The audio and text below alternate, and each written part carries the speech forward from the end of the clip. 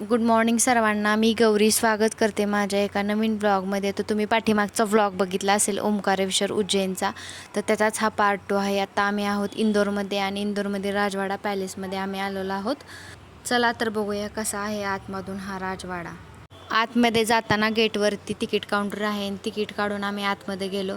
तरी एवढं ऊन असलं तरी लोकांची भरपूर गर्दी होती हा राजवाडा पॅलेस बघण्यासाठी. तर तुम्हाला थोडा इतिहास सांगते हा राजवाडा पॅलेसचा.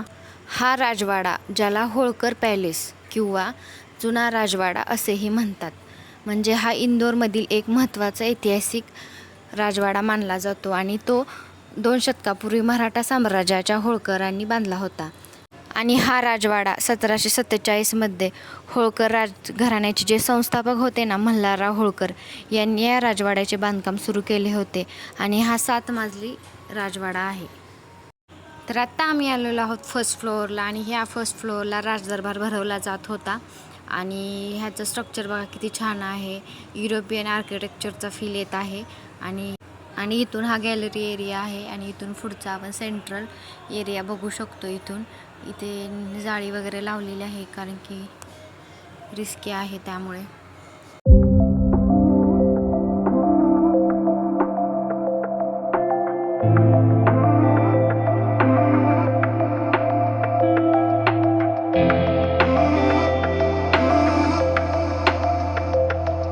राजवाडा बघून झाल्यानंतर त्याच्या पाठीमागे होळकरांचे देवघर आहे. तिथे आम्ही आलो पाठीमागच्या एरियामध्ये.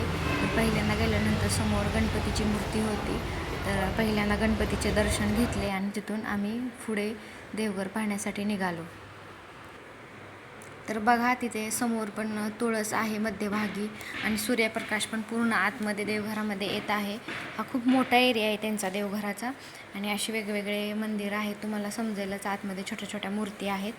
तर बघा तुम्ही.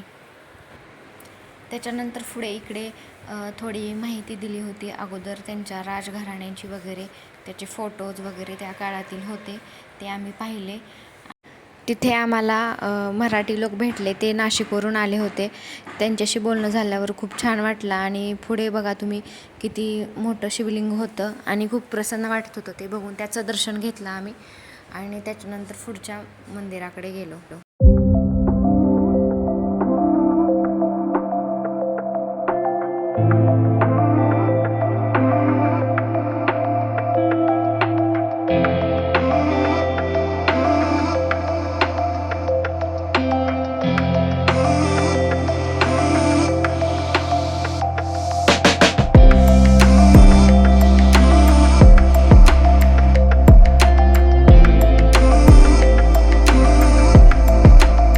तिथेच वरच्या फ्लोअरला एक म्युझियम होतं, मग ते पाहण्यासाठी आम्ही तिथे गेलो.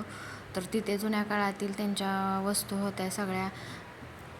युद्धासाठी वापरले जाणारे वेगवेगळे शस्त्र पण होते, ते आम्ही पाहिले. वेगवेगळी जुन्या काळातील भांडी होती आणि असं खूप सारं काही काही होतं. तुम्हाला दिसतच असेल व्हिडिओमध्ये.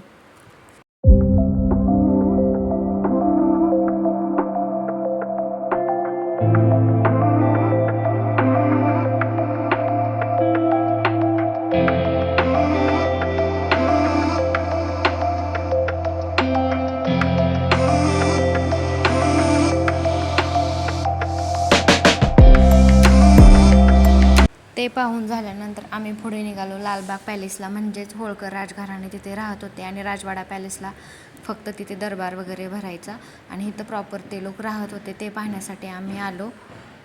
चला तर बघूया आपण कसा आहे हा पॅलेस. आणि असं बघून तर बाहेरून असं वाटतं की इंडो वेस्टर्न टाईपमध्ये हा बांधलेला राजवाडा आहे. तर तुम्हाला पण दाखवते आतमध्ये काय काय आहे ते.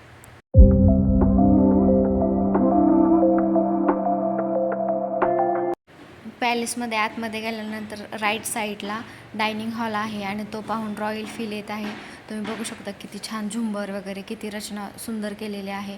आणि फर्स्ट टाईमच मी एवढा मोठा डायनिंग हॉल बघत आहे.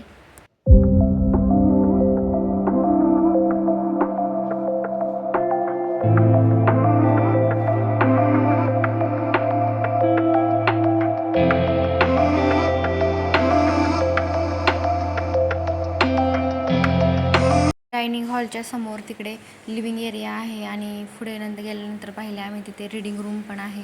खूप भली मोठी तिथे रीडिंग रूम होती. आणि तुम्ही बघा आता पुढे गेल्यानंतर तुम्हाला समजेलच लिव्हिंग एरिया किती मोठा आहे आणि त्याच्यावरती केलेलं काम तर खूप छान आहे. तर दाखवते मी तुम्हाला कसं आहे काय आहे ते.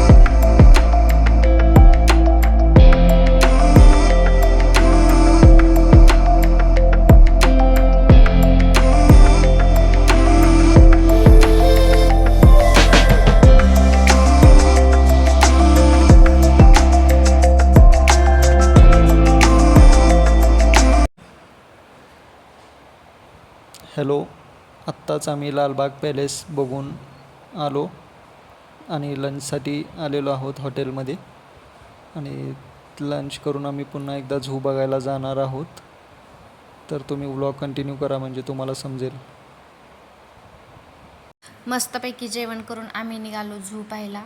तर बघा आम्ही झूच्या तिथे पोचलो आहोत. मी गेले तिकीट काढायला पटकन, कारण की खूप ऊन होते. कधी आतमध्ये जाईल थंडगार हवेत असं झालं होतं.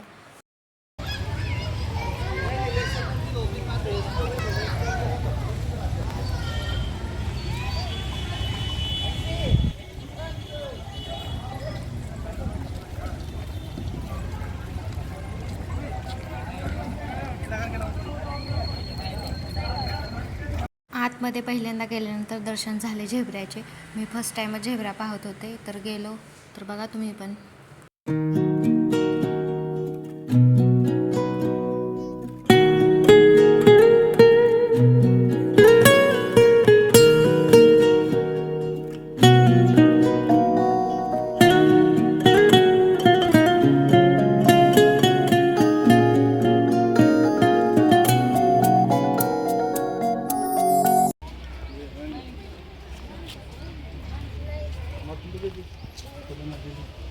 देखो अलग अलग कलर का देखो देखो अलग कलर का बेटा अच्छा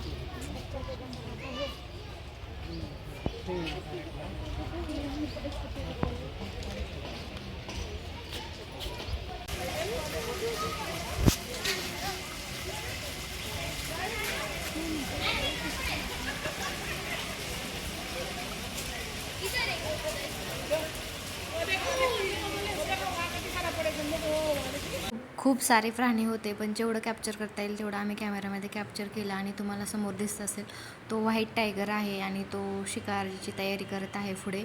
तुम्ही बघा, मी पण फर्स्ट टाईमच व्हाईट टायगर पाहत होते.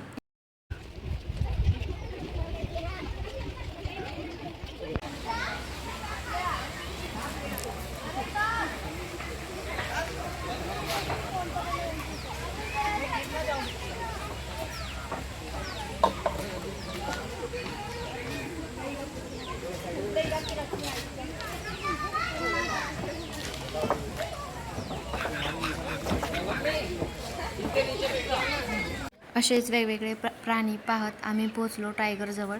तर बघा इथे सावलीला टायगर झोपलेला आहे, कारण की दुपारची वेळ असल्यामुळे जास्त करून प्राणी सगळे निवांत झोपलेलेच होते, त्यामुळे जास्त आम्हाला काही पाहता आले नाही. तर हे समोर दिसत आहेत ते टायगर आहेत. तर बघा तुम्ही पण.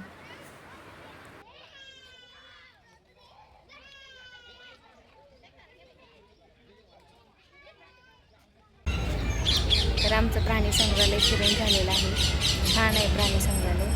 आणि आता आम्ही निघालो आहोत देवासला. देवास इथून 60 किलोमीटर अंतरावर आहे. आमचे रिलेटिव्ह आहे, त्यांनी बोलवलं आहे. म्हणलं चला जाऊन येऊया. तिथे काही कम्फर्टेबल वाटत नाही, त्यामुळे ब्लॉग शूट करणार नाही तिथे मी. तर भेटूया आता घरी गेल्यानंतर. आणि तर हा व्लॉग मी इथेच एंड करते. तर तुम्हाला हा व्लॉग कसा वाटला, आवडला असला सबस्क्राईब करा, शेअर करा, लाईक करा आणि भेटूया नेक्स्ट व्लॉगमध्ये. बाय.